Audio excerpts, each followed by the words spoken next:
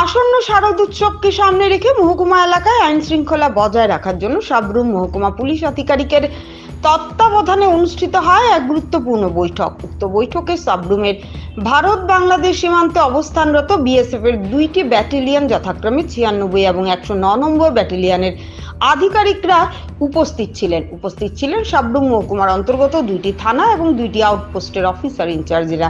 উপস্থিত ছিলেন পুলিশ প্রশাসনের সঙ্গে সম্পৃক্ত সমস্ত ধরনের গোয়েন্দা দপ্তরের আধিকারিকরা। উক্ত বৈঠকে আসন্ন দুর্গাপূজাকে কেন্দ্র করে সীমান্তে অবৈধ অনুপ্রবেশ, চুরি, মাদকের ব্যবহার এ সমস্ত বিষয়ে লাগাম টানার লক্ষ্যে আজকের দিনের গুরুত্বপূর্ণ এই বৈঠক বলে জানান মহকুমা পুলিশ আজকের নিত্যানন্দ সরকার।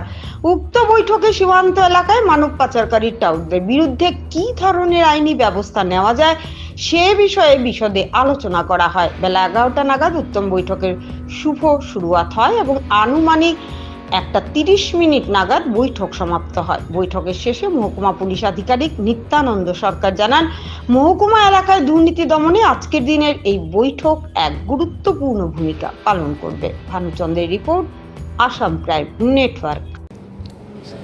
আসন্ন দুর্গাপূজাকে সামনে রেখে এবং আমাদের পার্শ্ববর্তী যে দেশ বাংলাদেশের বিভিন্ন পরিস্থিতি কথা মাথায় রেখে এবং ইনফিল্ট্রেশন, তারপরে স্মাগলিং, বর্ডার সিকিউরিটি, এগুলিকে আমরা মাথায় রেখে আজকে একটা সাব ডিভিশন লেভেলের কোঅর্ডিনেশন মিটিং আমরা করি।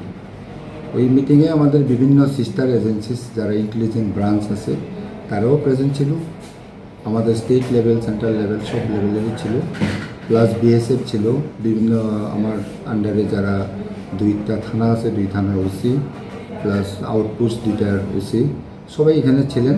তো আমরা একটা ডিসকাশন করছি কীভাবে আমরা আরও সিকিউরিটি কীভাবে স্ট্রেংথেন করতে পারি এলাকাতে, এবং আসন্ন দুর্গাপূজাকে কেন্দ্র করে যাতে কোনো ধরনের ল অ্যান্ড অর্ডার কোনো সিচুয়েশন তৈরি না হয় কীভাবে আমরা করতে পারি।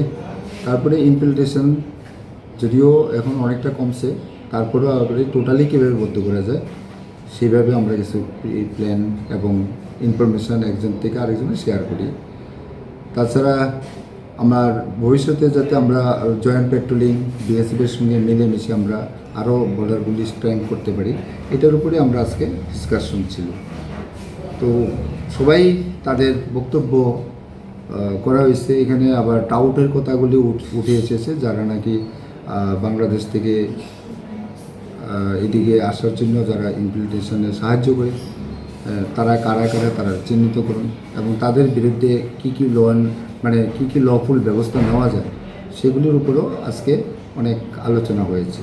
তো আমাদের সবাই সহমত এবং সবাই আমরা মিলেমিশে যাতে কাজ করতে পারি ভবিষ্যতে, এই জন্যে আজকে এই কোঅর্ডিনেশন মিটিং ডাকা, এবং আশা করি মিটিং খুব সুন্দরভাবে আমরা করতে পেরেছি এবং সবাই অভিমত ব্যক্ত করেছেন এবং এগুলি নিয়ে আমরা আগামী দিনে চলবো, এটাই মিটিংয়ের উদ্দেশ্য ছিল।